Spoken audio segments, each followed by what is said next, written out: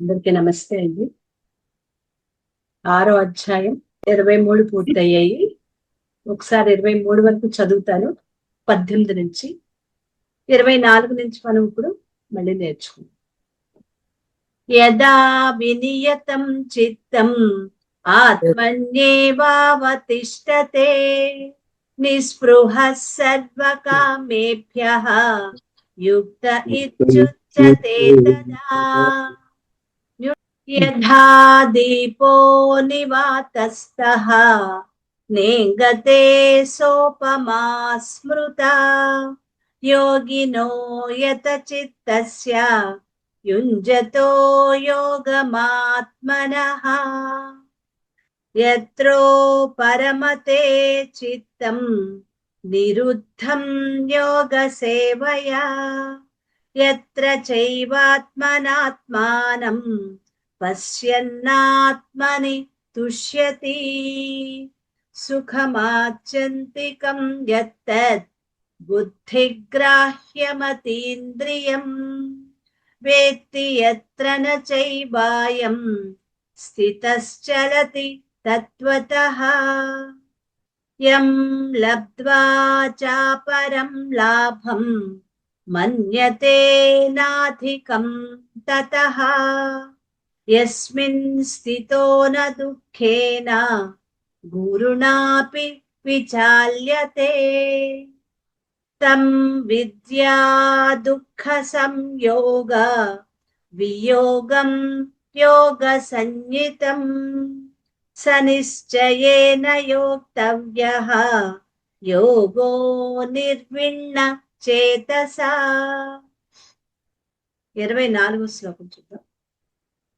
సంకల్ప ప్రభవాన్ కామాన్ త్యక్త్వా సర్వా న శేషతః మనసైవేంద్రియ గ్రామం వినియమ్య సమం తతః శనైరుపరమేత్ బుద్ధ్యా ధృతి గృహీతయా ఆత్మసంస్థం మనః కృత్వా న కించిదపి చింతయేత్. యతో యతో నిశ్చరతి మనశ్చంచలమస్థిరం తతస్తతో నియమ్యైతత్ ఆత్మన్యేవ వశం నయేత్. 18 ఒకసారి. ఎప్పుడు చిత్తం బాగా అణచబడి ఆత్మయందు నిలిచిపోతుందో, అన్ని కోరికల పట్ల నిస్పృహ కలుగుతుందో అప్పుడు యోగంలో సిద్ధించినట్లు. అంటే చిత్తం పూర్తిగా అణచపడాలి. చిత్తం అంటే ఇక్కడ మనస్సే. మనసే ఒక్కొక్కసారి మనసు బుద్ధిగా, అది అహంకారంగా, చిత్తంగా ఉంటుంది. అంటే పరిస్థితిని బట్టి మారుతుంది, కానీ అన్నీ ఒకటే. అంతఃకరణలన్నీ ప్రారంభంలో చిత్తం వికారాలతో కూడి ఉంటుంది. అందువల్ల కదలికలు ఎక్కువగా ఉంటాయి. అలాంటి చిత్తాన్ని విషయ వస్తువులపైకి పరుగులెత్తకుండా ముందుగా నిరోధించాలి. పరుగులు పెడుతూ ఉంటుంది. ఆ చిత్తం అంటే మనస్సే. మనస్సు ఎప్పుడూ పరుగు పెడుతూనే ఉంటుంది. నిశ్చలంగా ఒక చోట ఎలాగూ ఉండదు. సాధారణంగా మనలో అనేక కోరికలు ఉంటాయి. అలాగే అనేక జన్మల నుంచి పోగు చేసుకున్న వాసనలు కూడా ఉన్నాయి. వాసనలు అంటే ఆలోచనలు, కర్మలు అంటే మనం చేసే పనులు, వాసనలు అంటే ఆలోచనలు. అవి ఈ జన్మ వాసనలు కావు, అనేక జన్మల క్రితం నుంచి మనం ఈ జన్మలోకి తెచ్చుకున్న వాసనలు. అదేంటండి, ఆలోచిస్తే కూడా వచ్చే జన్మకు వస్తాయా? ఖచ్చితంగా. మనం ముద్రలు పడిపోతాయి. కొన్ని ఆలోచనలు పైన ఉంటాయి, అవి ఈ జన్మలో అవి క్లియర్ అయిపోతాయి. కానీ కొన్ని ఆలోచనలు ఉంటాయండి, సంకల్పాలు, ఆలోచనలు, భావాలు, ఒక దాని మీద మనకి పూర్తిగా దాని పట్ల ఎక్కువ మనం ఫోకస్డ్ గా ఉంటాం. ఒక్కొక్క విషయంలో అది జన్మలో క్లియర్ అవుతుంది, అవ్వకపోతుంది. అయితే ఓకే, అక్కడికి క్లియర్ అయిపోతే ప్రాబ్లం లేదు. అవ్వలేదు అనుకోండి, ఈ జన్మలో క్లియర్ అవ్వలేదు, అదేమవుతుంది, తర్వాత జన్మలకి అది క్యారీ ఫార్వర్డ్ అవుతుంది. అంటే జీవుడు తనతో పాటు తీసుకెళ్ళి మళ్ళీ వచ్చే జన్మలో, అది నెక్స్ట్ జన్మ అవ్వచ్చు, ఆ తర్వాత 10 జన్మల తర్వాత అవ్వచ్చు, ఎప్పుడు వస్తాయో కూడా తెలియదు. ఈ వాసనలు కూడా వెంట వెంటనే వస్తాయని మనం చెప్పడానికి కూడా అక్కడ మనకి వివరణ అనేది ఉండదు. ఎప్పుడు అవి పక్వానికి వస్తే, కర్మఫలాలు వాసనలు ఎప్పుడు పక్వానికి ఏ వస్తే అవి ఈ జన్మకి మనం తెచ్చుకుంటాం. మనం జన్మించటానికి వచ్చేటప్పుడు ప్రారంభ కర్మల్లో అవి తెచ్చుకుంటాం. కాబట్టి ఇక్కడ వాసనలు అంటే ఆలోచనలు. ఆలోచనలు దేంతో చేస్తాం? మనసుతో చేస్తాం కదా. మరి అందుకని సంకల్పాలు, ఆలోచనలు, భావనలు ఇవన్నీ మనసు, బుద్ధి వీటిల్లో ఉంటాయి. కాబట్టి మనం ఇక్కడ ఎక్కడ జాగ్రత్త పడాలి అంటే తర్వాత జన్మలకి వాసనలు వెళ్లకుండా ఉండాలి అంటే వాటిని ఇక్కడ మనం క్లియర్ చేసుకోవాలి. అది ఇప్పుడు మనం నేర్చుకునేది అనమాట. ఈ వాసనలు అనేవి ఈ జన్మలోనే పూర్తి చేసుకోవాలి. అవి మళ్ళీ తర్వాత జన్మలకు వెళ్లకుండా చేసుకోవాలి. సరే, గత జన్మల్లో వచ్చినవి ఎలాగో వచ్చేసి వాటిని మనం ఏం చేయలేము. ఇప్పుడు అనుభవిస్తే గాని పోవు అవి. వాసనలు మార్చుకోవచ్చు, మార్చుకునే అవకాశం కూడా ఉంది.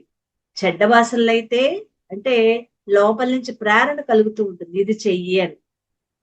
ఇప్పుడు మనకి ఒక పని చెయ్యాలి, కోపం అన్నమాట.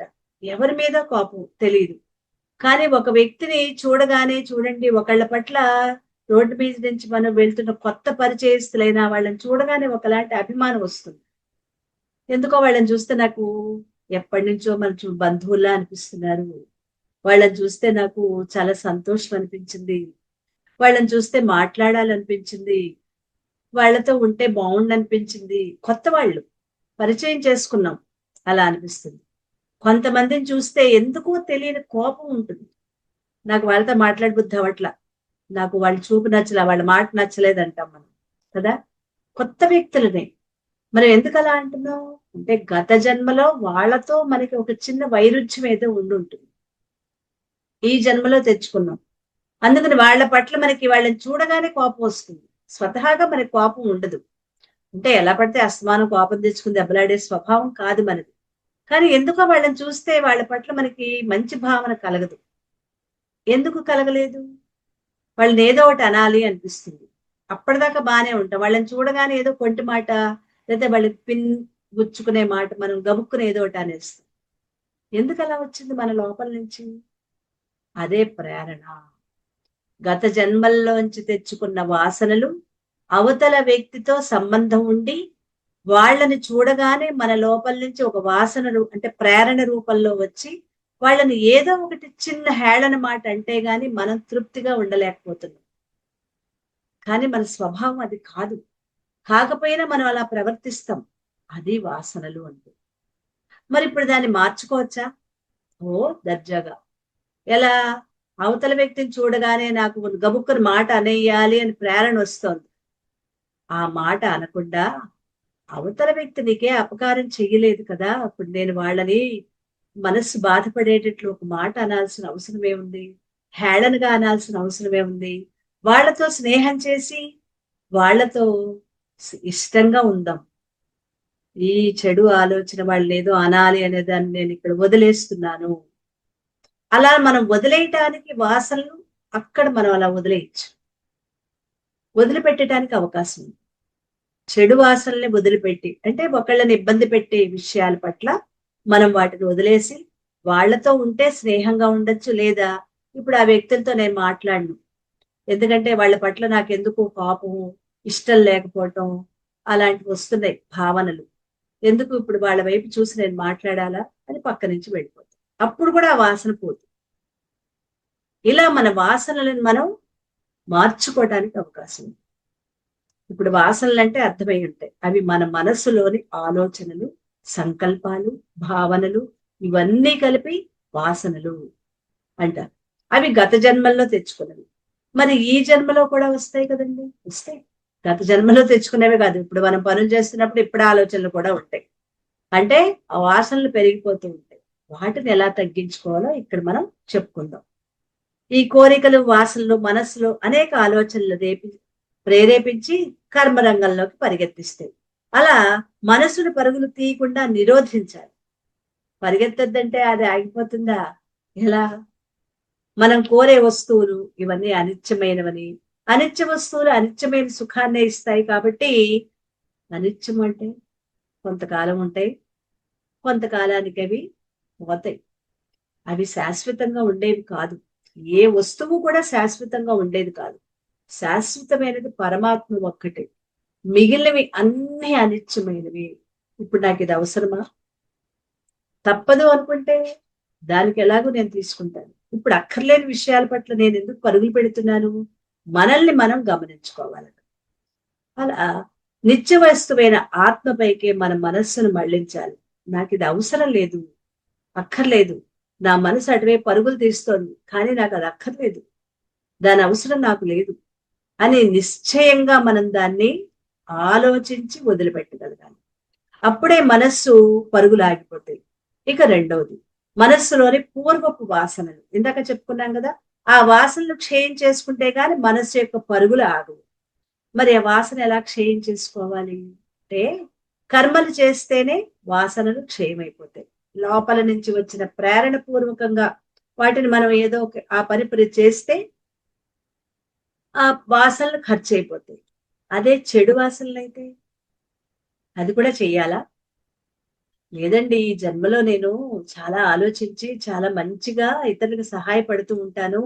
నా మనసులో ఇతరుల పట్ల ఎప్పుడూ చెడు భావన ఉండదు. ఏంటో నాకు ఈ మధ్య చెడు ఆలోచనలు, చెడు తలంపులు ఎక్కువ వచ్చేస్తున్నాయి. ఇతరుల పట్ల కోపం ఎక్కువ వచ్చేస్తుంది. గమనించండి, మనకే అలాంటివి ఉంటూ ఉంటుంది. అలా ఎవరైనా మనకి బాగా ఇంకా మనం చెప్పుకుంటే ఇంకెవరికి చెప్పరు అనే వ్యక్తి దగ్గర మనం ఓపెన్ అయ్యి చెప్తాం. ఇంతవరకు చాలా బాగున్నాను, కానీ ఎందుకో ఈ మధ్య చెడు ఆలోచనలు, చెడు తలంపులు చాలా ఎక్కువ వచ్చేస్తున్నాయి. పీడకలల్లాగా పట్టి పీడిస్తున్నాయి. అసలు వీటిని ఎలా వదులుకోవాలండి అని మహాత్ముల దగ్గర, ఎవరో ఒక గురువు దగ్గర మనం ఓపెన్ అయ్యి అడుగుతాం. దానికి కారణం ఏంటి? మన లోపల ఉన్న గత జన్మలలో తెచ్చుకున్న వాసనలు ఇప్పుడు ప్రేరణకు వచ్చి ఇప్పుడు మనల్ని కర్మరంగంలోకి దింపి ఆ పని చేయమని చెప్తున్నాయి లోపల నుంచి. అందుకని మన లోపల నుంచి ఒక రకమైన ఉద్రేకం, భయం, కోపం, అసహ్యం, ఈర్ష్య, అసూయ ఇంకా ఉన్నాయి కదా, ఇవన్నీ బయటపడుతుంది. దాన్ని ఎలా తప్పించుకోవాలి, దాన్ని ఎలా తొలగించుకోవాలి? తప్పించుకోవటం కాదు ఇక్కడ. తప్పించుకుంటే మళ్ళీ వస్తుంది. ఎలా తొలగించుకోవాలి అంటే నిష్కామ కర్మయోగం. మనం గాని పనులు చేయకపోతే ఇంకా కొత్త వాసనలు ఇంకా చేరిపోతాయి. కాబట్టి అవి తప్పనిసరిగా చేయాలి. అలా కొత్త వాసనలు చేరకుండా పాత వాసనలు ఖర్చవ్వాలి అంటే నిష్కామ కర్మయోగం. పరమాత్మ, ఈ ఆలోచనలు మంచివైనా కావచ్చు, చెడ్డవైనా కావచ్చు, వాటన్నిటినీ నీకు సమర్పణ చేసేస్తున్నా, నువ్వే నడిపించు. నేను చేసే పనులు, ఆ పనుల యొక్క ఫలితం అదే కర్మఫలాలు, వాటిని నీకు సమర్పణ చేస్తున్నావు. ఎక్కడో లేవు, నువ్వు ఇక్కడే ఉన్నావు. ఇందులో ఉన్నావు నాకు తెలుస్తోంది, నేను తెలుసుకుంటున్నాను. ఈ దేహంలో ఉన్నది నువ్వే, దేహంలోను బయట అంతటా ఉన్నది నువ్వే, నన్ను నడిపించేది నువ్వే. నువ్వు కేవల సాక్షిగా ఉంటావని కూడా నాకు అర్థమవుతోంది. కానీ నీకే నేను శరణాగతి పొందుతున్నా. నన్ను నడిపించు. ఈ వాసనల నుంచి కర్మఫలాలు, వాసనలు సమస్తం నీకు సమర్పణ చేస్తున్నాను. మనం చేస్తున్నది ఏంటి? సమర్పణ. అలా ఎప్పుడైతే సమర్పణ చేస్తామో అప్పుడు మనలో ఆ దాని తాలూకా ఉద్రేకము, భావనలు అవి తగ్గుతాయి. ఒక భరోసా వస్తుంది మనకి. ఎందుకు? అప్పచెప్పేసాం కదా, పరమాత్మకి ఇచ్చేసాం. ఇంకా ఏది జరిగినా పరమాత్మ అనుగ్రహమే. అలా నిరంతరం మనం చేసే పనులు వాటి పట్ల పరమాత్మకి సమర్పణ. ఆ సమర్పణ బుద్ధి అనేది మనలో మొదట్లో అలవాటు అవ్వదు. ఒకసారి ఒకటో రెండో వస్తాయి. ఆ తర్వాత మనంతట మనమే గుర్తు చేసుకుని పెంపొందించుకోవాలి వాటిని. ఏది చేస్తున్నా పరమేశ్వరార్పణమస్తు. గురు పరమాత్మ, గురువైనా పరమాత్మైనా ఒకటే. దక్షిణామూర్తి స్తోత్రంలో చదువుకున్నామా? గురువే పరమాత్మ, పరమాత్మ గురువు. ఎవరికైనా కావచ్చు, పేరు ఏదైనా కావచ్చు, పరమాత్మకి సమర్పణ చేయటం, అదే అలవాటు చేసుకోవాలి. అదే నిష్కామ కర్మయోగం. అలా ఫలాసక్తి లేకుండా కర్మలు ఆచరించటం, దాంతో చిత్తం పూర్తిగా అణిచివేయబడుతుంది. అలా అణిచివేయబడ్డ చిత్తం ఎక్కడ నిలపాలి? ఆత్మ గురించి తెలుసుకుని ఆ ఆత్మ గురించిన ఆలోచనలు చేస్తూ ఆత్మయందే మనసును నిలపడం. చిత్తంలో వికారాలన్నీ అంతమై శుద్ధైన తర్వాత ఆ చిత్తాన్ని, ఆ మనసును తీసుకొచ్చి ఆత్మలో నిలపాలి. ఎలా అంటే అలా నిలిస్తే ఆత్మలో ఆనందానికి ఆ ఆనందం మనకి అనుభవంలోకి వస్తుంది. ఆత్మ అంటే పరమాత్మ చైతన్యం. మనస్సుని పరమాత్మతో కలపాలి. నాలోని పరమాత్మతో నా మనస్సుని ముడివెయ్యాలి, కలపాలి. అప్పుడు నిష్కామ కర్మయోగమే కాకుండా ఆలోచనలు అవి కూడా తగ్గిపోతాయి. ఇంతవరకు బయట వస్తువుల్లో ఆనందాన్ని వెతుక్కున్నాం. ఇప్పుడు ఆనందం నీలోనే అనుభవానికి వస్తుంది. బయట మనం తెచ్చుకున్న వస్తువుల ఆనందం తాత్కాలికం. కొంతకాలం తర్వాత దాని పట్ల మనకి పెద్ద ఆనందం ఏమి ఉండదు. అవి ఉంటాయి, పనిచేస్తూ ఉంటాయి. కానీ మొదట్లో ఉన్నంత ఆనందం తర్వాత ఉండదు. ఎందుకు? అలవాటు అయిపోయింది రెగ్యులర్ గా. అది పోయినప్పుడే మళ్ళీ బాబోయ్ అది లేకపోతే ఎలాగా, ఆ వస్తువు పాడైపోయిందని 10 సార్లు. వేసవకాలం ఫ్యానే, మన ఇంట్లో ఏసీ లేదు, ఇంకేం లేదు, ఫ్యాన్లు అయితే ఉన్నాయి. ఎందుకంటే మనకి ఫ్యాన్లు అలా అలవాటు అయిపోయింది. ఫ్యాన్ కాస్త పాడైపోయింది. ఫ్యాన్తో మనం అలవాటు పడిపోయాం. అంటే మనకి ఏసీ పెద్ద అవసరం లేదు, పర్వాలేదు, ఇలా గడిపేసుకోవచ్చు అని. ఏసీ కొనుక్కునే స్థోమత లేదు. రెండోది దాన్ని మన ఇంట్లో పెట్టడానికి తగిన ప్లేస్ కూడా లేదు. ఆ రూమ్స్ అవి కొద్దిగా బాగా చేసుకోవాలి కాబట్టి అది మన ఇల్లు కాదు, అద్దెల్లు. అద్దెల్లు ఏ పెంకుటింట్లోనే అద్దెకున్నాం. గదులు సరిగ్గా లేవు. అన్ని కూడా అన్ని పక్కా భవనాలు ఉండకపోవచ్చు కదా. అక్కడ ఏసీ పెట్టుకోవడానికి తగిన అవకాశం లేదు. అందుకని ఫ్యాన్లలో మనం అలవాటు పడిపోయాం.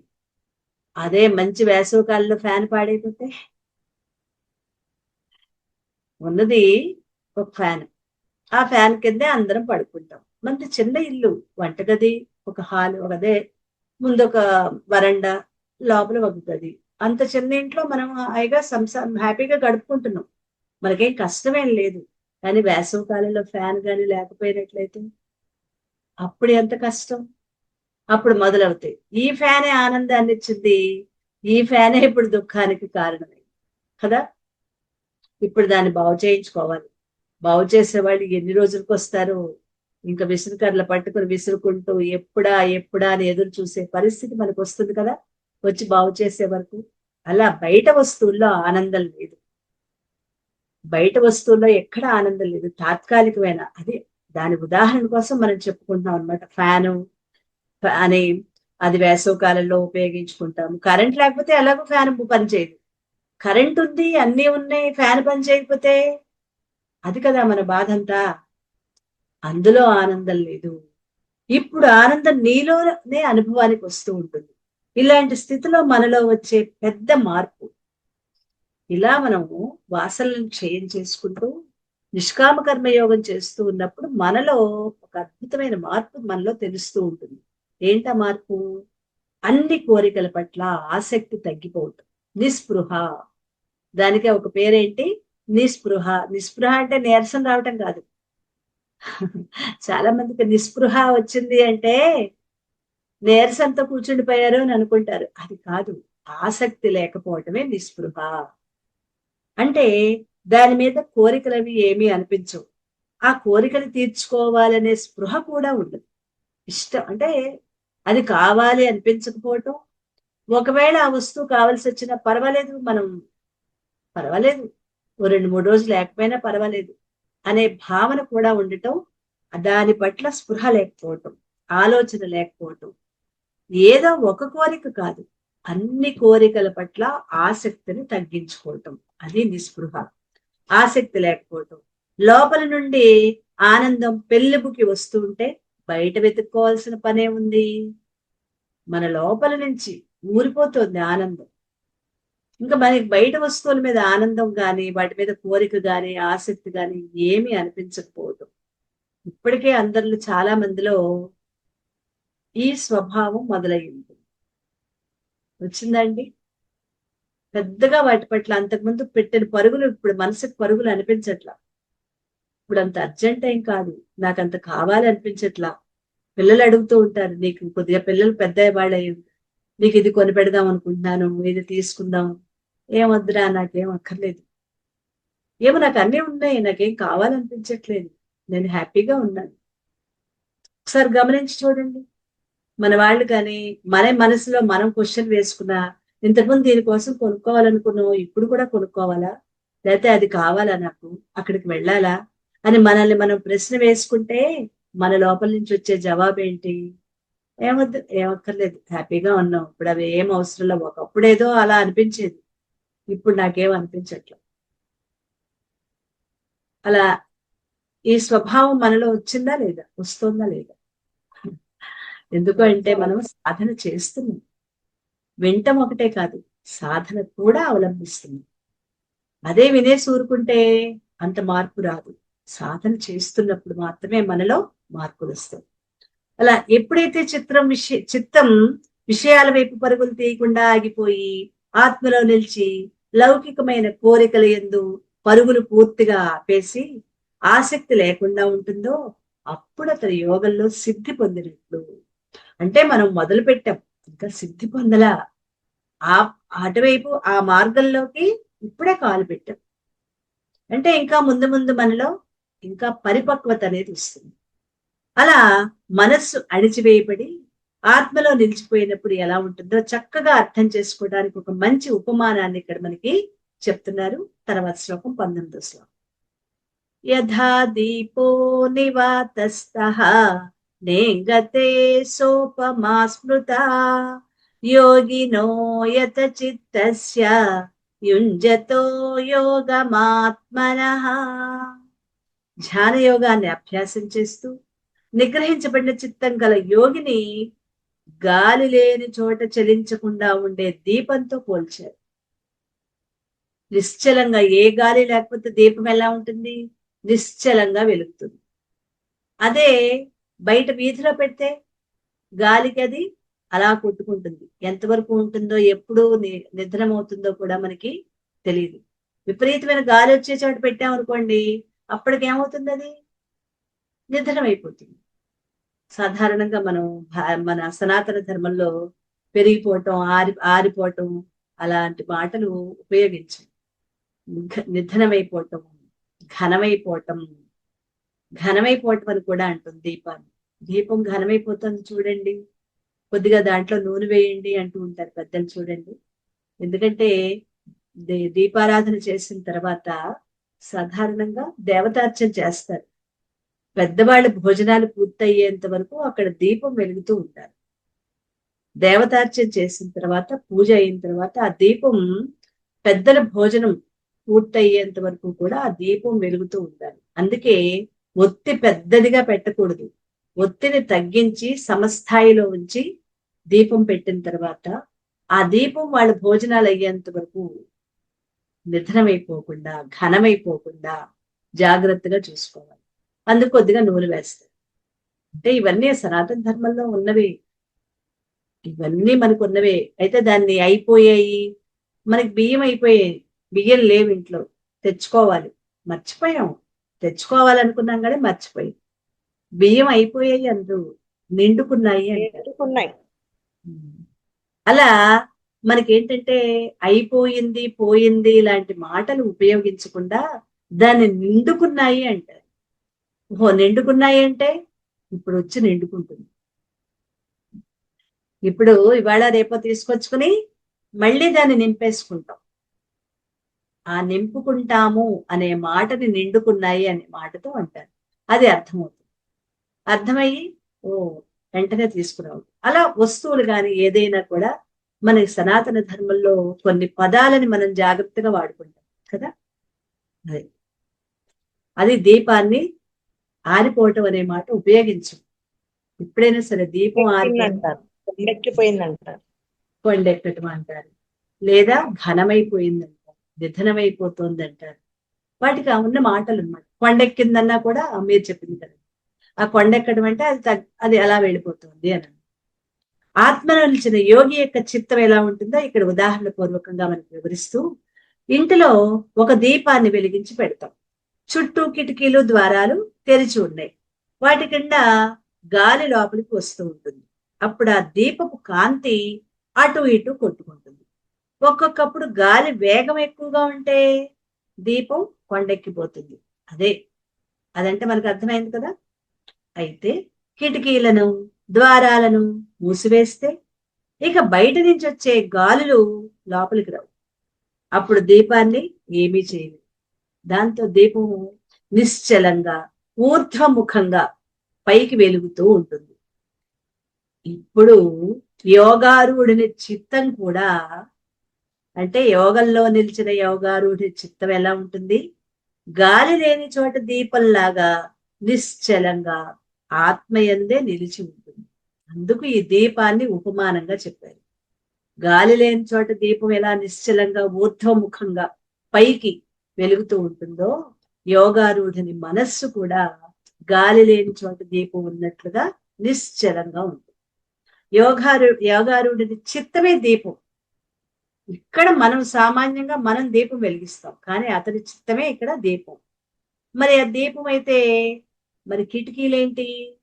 చుట్టూతా ఇంద్రియాలు, ఈ జ్ఞానేంద్రియాలు ఉన్నాయి కదా, అవన్నీ కిటికీలే. 5 కిటికీలు బయట నుంచి విషయాలను తీసుకొస్తాయి కదా. ఇంద్రియాలే చుట్టూ ఉన్న కిటికీలు, ద్వారాలు.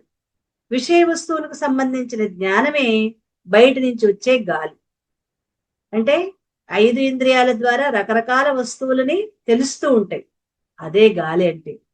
ఇంద్రియాలను తెరచి ఉంచితే బయట నుంచి విషయ వస్తువుల జ్ఞానం ఆ గాలి ఇంద్రియాల ద్వారా లోపలికి ప్రవేశించి మనస్సు అనే దీపాన్ని అటు ఇటు కదిలేటట్లు చేస్తుంది. మనస్సు అనే దీపాన్ని ఇంద్రియ ద్వారాలన్నీ తెరిచి ఉన్నాయి. బయట నుంచి కళ్ళు తెరిచి అన్ని చూస్తున్నాం, వింటున్నాం, స్పర్శిస్తున్నాం, వాసన చూస్తున్నాం, రుచి చూస్తున్నాం, అన్ని చేస్తున్నాం. దాంతో ఏంటి? మనస్సు అటు వెళ్ళిపోతుంది. ఈ మనస్సు అనే దీపం అటు ఇంద్రియాల వైపు పరుగులు పెడితే ఆ దీపం నిశ్చలంగా వెలగదు. అటు ఇటు కొట్టుకుంటూ ఉంటుంది, చెలుస్తూ ఉంటుంది. ఇది సామాన్యులకి జరిగే విషయం, మనందరికి. అయితే యోగారూఢుని విషయం అలా కాదు. ఇంకా మనం యోగారూఢులం కాలేదు కదండి, మనకి ఇంకా జీవభావం ఉంది. అందుకని మనం సామాన్యులమంటే సామాన్యులమే కానీ సాధకులు, సామాన్యులమే కానీ సాధన చేస్తూ ఉన్నవాళ్ళు, సాధకులు. ఇంకా ఆ స్థితి మనం పూర్తిగా పొందామా? లేదు. మళ్ళీ పడిపోతూ ఉంటాం. వైకుంఠపాళి ఆడుతున్నప్పుడు చిన్న చిన్న నిచ్చెనలు లేకుతూ అక్కడున్న పెద్ద పావు నోట్లో పడి మళ్ళీ మనకి ఎందుకు వచ్చేస్తుంటాం. మళ్ళీ మెల్లగా ఆడుతూ ఆడుతూ చిన్న నిచ్చెన, కొద్దిగా పెద్ద నిచ్చెన ఎక్కుతూ అమ్మయ్య పర్వాలేదు అనుకునే టైంకి ఆ పక్కన ఏదో బాగుంటుంది, మళ్ళీ మనకి ఎందుకు వచ్చేస్తుంది. అలా ప్రస్తుతం సాధకులైన మనం పైకి వెళ్తున్నాం, కిందకు వచ్చేస్తున్నాం, పైకి వెళ్తున్నాం, కిందకు వచ్చేస్తున్నాం. జాగ్రత్తగా ఆడేవాళ్ళు పాము నోట్లో చిక్కకుండా ఎలా పూర్తిగా చివరి వరకు ఆ పరమపద సోపానంలో చివరి వరకు చేరుకుంటారో, అలా మనం కూడా వీటి నుంచి తప్పించుకుని జాగ్రత్తగా మనల్ని మనం నిరంతరం గమనించుకుంటూ ఆ పరమపద సోపానాన్ని చేరుకోవాలి. అలా అందుకు ప్రస్తుతం మనమందరం సామాన్యులు. ఈ సామాన్యుల విషయం అయితే అలా ఉంటుంది, కానీ యోగారూఢుని విషయం అలా కాదు. తన ఇంద్రియాలు నిగ్రహించి తన చెప్పు చేతల్లో పెట్టుకుంటాడు. అంటే ఇంద్రియ ద్వారాలు మూసివేసుకున్నాడు. అలాగని మూసివేసుకున్నాడంటే కళ్ళు మూసేసి చెవులు మూసేసి కాదు, తెరిచినా కూడా వాటి నుంచి ఏమి విషయాలు లోపలికి రావు, గ్రహించడు. వస్తాయి లోపలికి, కానీ వాటిని పట్టించుకోడు. ఆసక్తి లేకపోవటం, నిస్పృహ, ఇంతకుముందు శ్లోకాలు చదువుకున్నాం కదా, అది ఉంటుంది. ఇప్పుడు బయట విషయాలకు సంబంధించిన సమాచారం అనే గాలి లోపలికి చేరటం లేదు. దాంతో లోపల వెలుగుతున్న దీపం అనే మనస్సు అనే దీపం నిశ్చలంగా ఉంటుంది. ఎన్ని విషయాలు వచ్చినా చలించకుండా ఉంటాడు కాబట్టి మనస్సు అనే దీపం నిశ్చలంగా ఉంటుంది. దీపం ఊర్ధ్వముఖంగా వెలుగుతున్నట్లు చిత్తం ఊర్ధ్వంగా అంటే ఉన్నతంగా పైకి లేస్తుంది. పైకి లేవటం అంటే పరమాత్మ వైపు తిరుగుతుంది. ఊర్ధ్వంగా, ఉన్నతంగా అనే మాటలకు అర్థం ఏంటి అంటే కనుక మన సాధనలు చేసి మనం ఉన్నతమైన స్థితికి చేరుకోవాలి. అది ఊర్ధ్వంగా వెళ్ళటువంటి పరమాత్మ స్థితిలో నిలిచిపోతుంది. చిత్తం పరమాత్మలో నిలిచిపోయిందంటే మరి చిత్తం ఉన్నట్లా లేనట్లా? ఉందనుకోవాలా లేదనుకోవాలా? లేకపోయిందా ఉందా అని చూద్దాం. ఒక ఎండలో ఒక ప్రమిదని వెలిగించి పెట్టాం. మంచి ఎండ, వేసవకాలం కదండి. 11 గంటల వేళ ఒక ప్రమిదని వెలిగించి ఎండలో పెట్టాం. ఇప్పుడు దీపం ఉన్నట్లా లేనట్లా?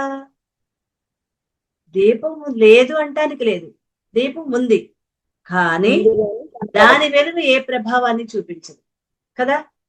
ప్రమిదలో వెలిగించి పెట్టిన, బయట పెట్టిన దీపం, ఎండలో పెట్టిన దీపం వల్ల ఆ వెలుగు దేనికి అవసరం ఉండదు. అంటే ఉన్నట్లా ఉన్నా లేనట్లే, ఉంది కానీ లేనట్లే.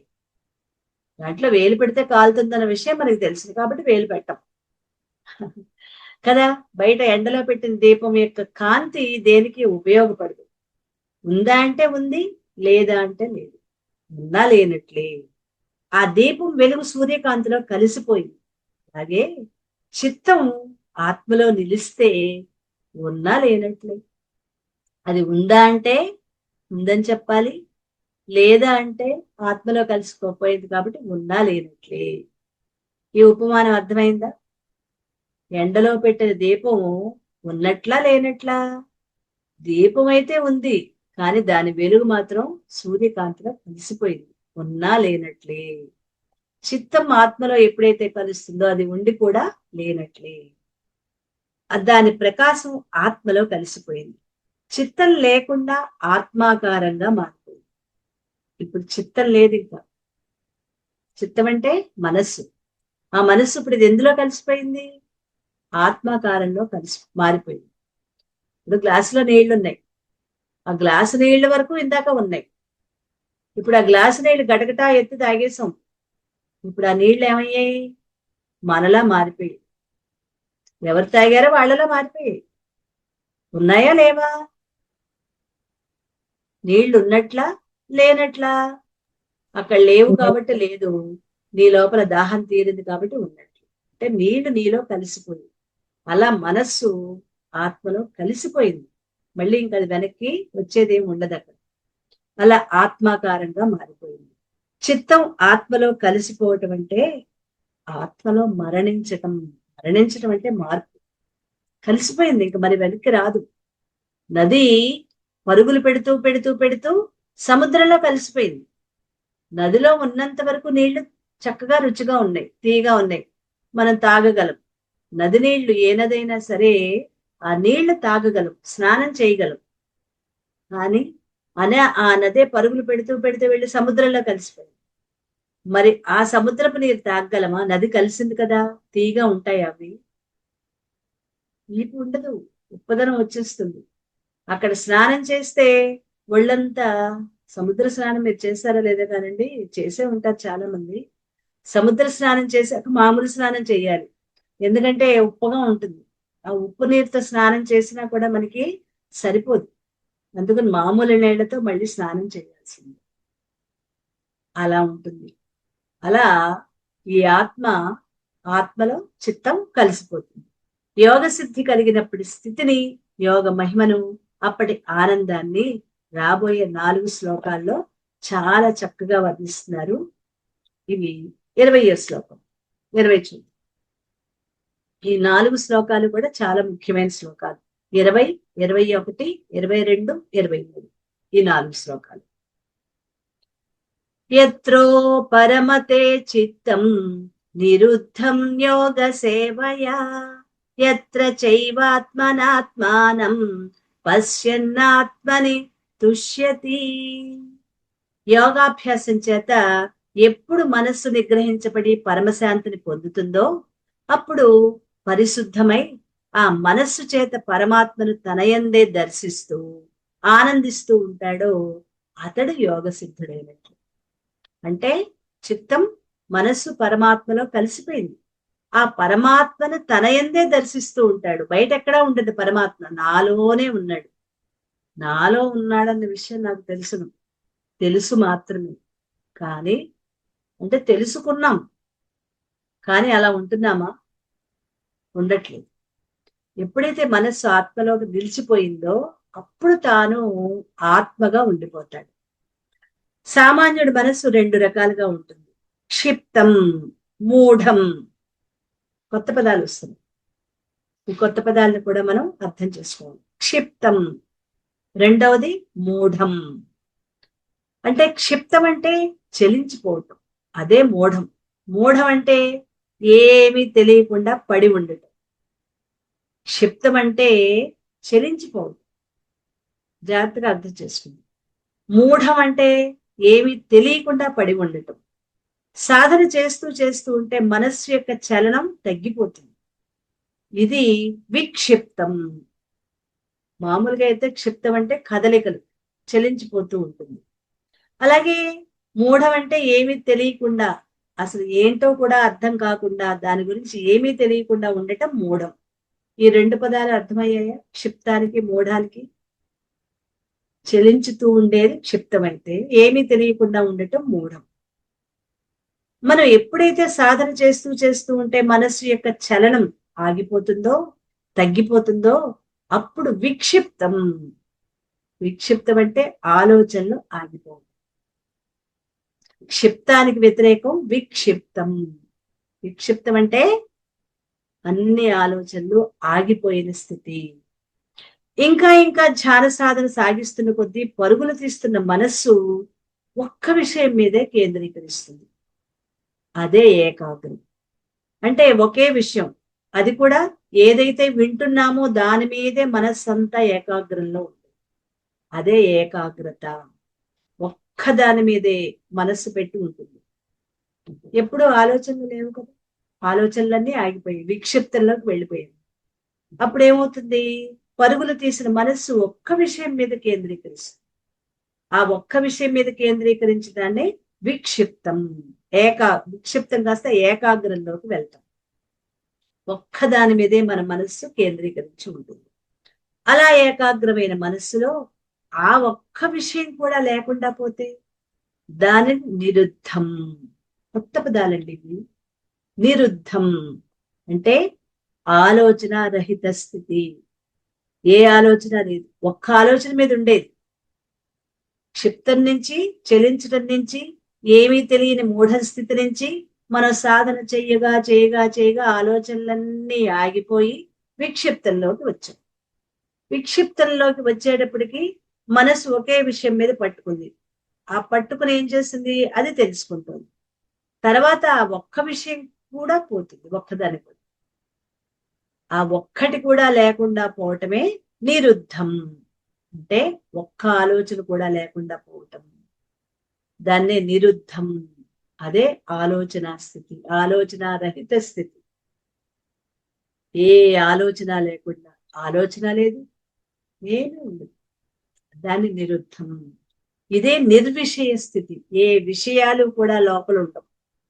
విషయాలు లేవు, ఆలోచనలు లేవు, భావనలు లేవు, సంకల్పాలు లేవు, ఏమి లేని స్థితి నిర్విషయం.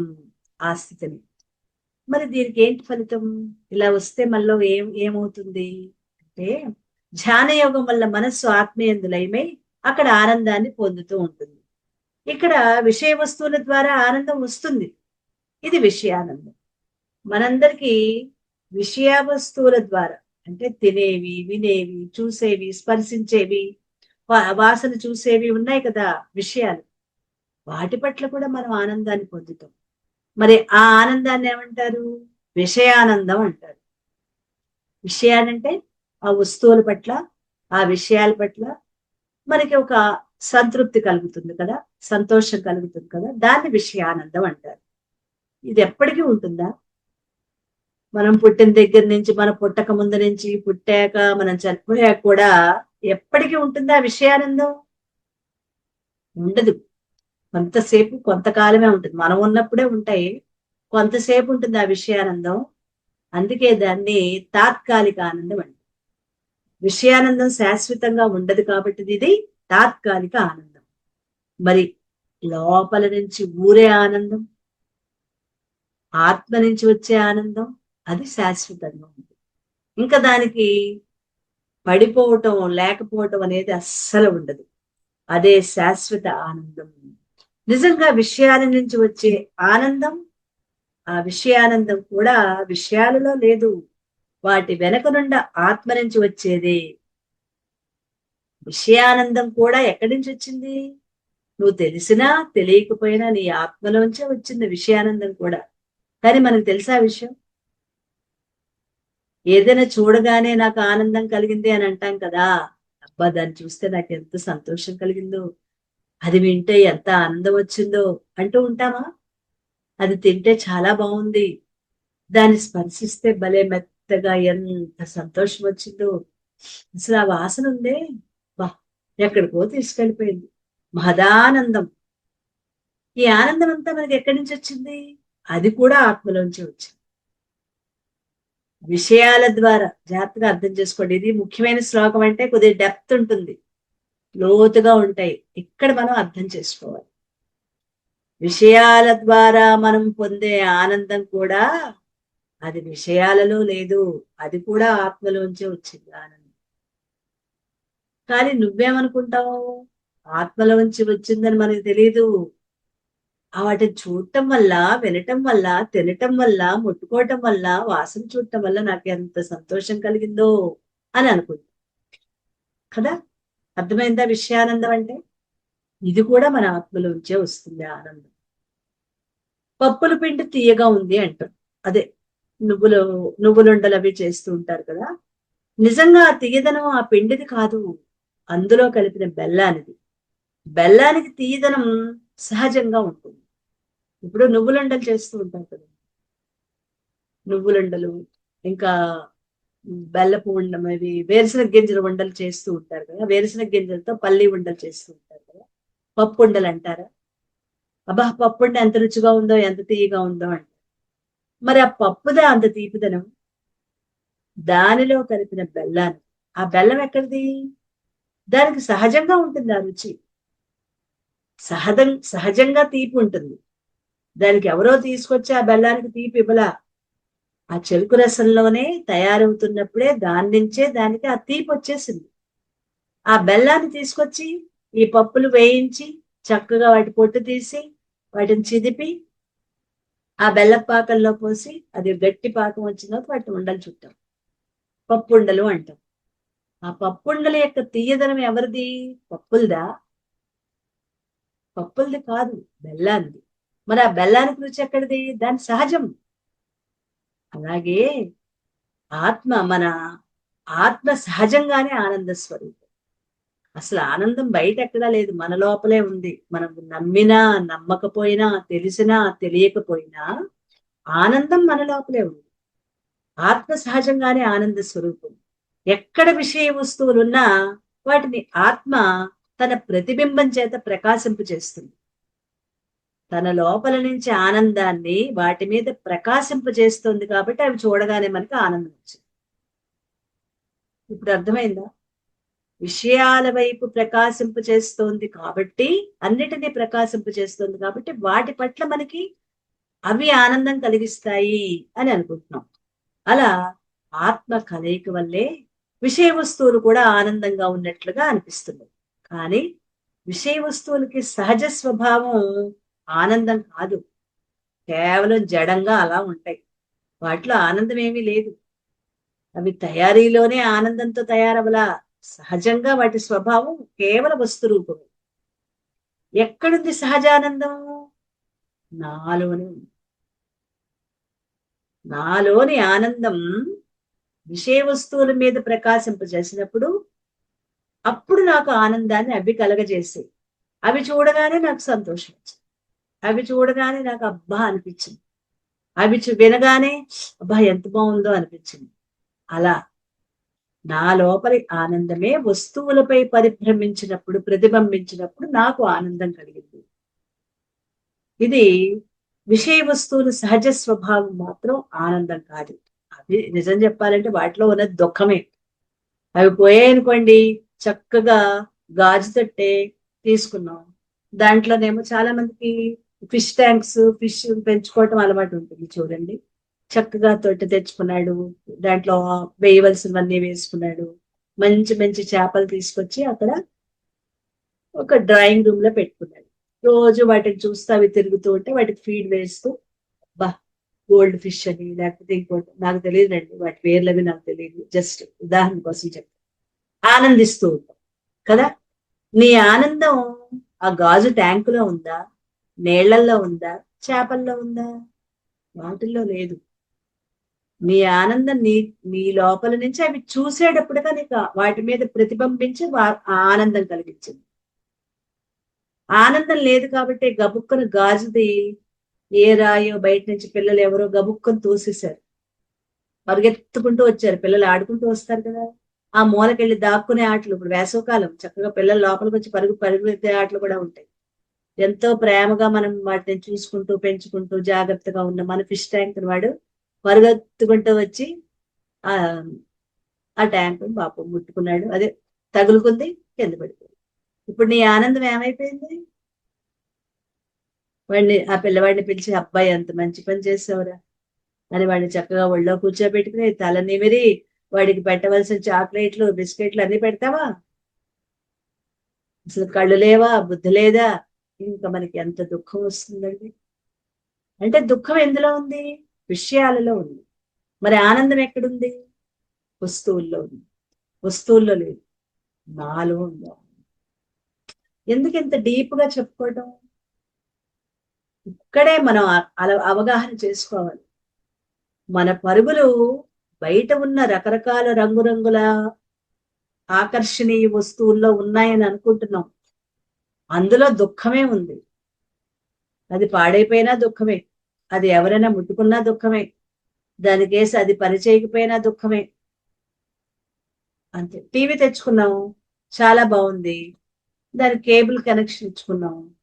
ఆ కేబుల్ వాడు ఏం చేస్తాడంటే, వాడు ఎవడో వాళ్ళకి ఏంటంటే బోల్డ్ చోట్ల వాళ్ళు ఆ వైర్లు అవి సెట్ చేస్తూ కేబుల్ రావట్లేదు. ఇంకా మనకి ఎంత బాధో. అద్భుతమైన టీవీ కొనుక్కున్నాం 50,000 పెట్టి. అంటే డిష్ అవి పెట్టుకోలేదు, కేబుల్ బాగుంది, మంచి ప్రోగ్రామ్స్ వస్తున్నాయి కదా అని చెప్పి కేబుల్ ఇస్తూ ఉంటాం కదా. అది టీవీ బాగుంది, ప్రోగ్రామ్స్ రావట్లేదు. అప్పుడు వచ్చేది ఏంటి? టీవీలో ఉందా ఆనందం? ఆ కేబుల్ వాడు ఎప్పుడు వస్తాడో వాడికి 10 సార్లు ఫోన్ చేసి, ఏమయ్యా నిన్న కొత్త టీవీ తెచ్చుకుని ఫిక్స్ చేసుకున్నావు, ఇవాళ అప్పుడే అన్ని తీసి పడేసావేంటయ్యా బాబు. వాడిచ్చేంత వరకు వాడికి 10 సార్లు ఫోన్ చేసి వాడి చుట్టూ తిరిగి మొత్తం మీద సాధించుతాం. అప్పటికి గాని మనకు ఆనందం రా. వస్తువులో ఉందా ఆనందం? ఎక్కడుంది ఆనందం? వస్తువులో ఆనందం లేదు, మన లోపలే ఆనందం. ఇది అర్థమైందండి అందరికి? ఎందుకంటే ఇక్కడ మనం ఇక్కడ చాలా అపోహతో ఉంటాం.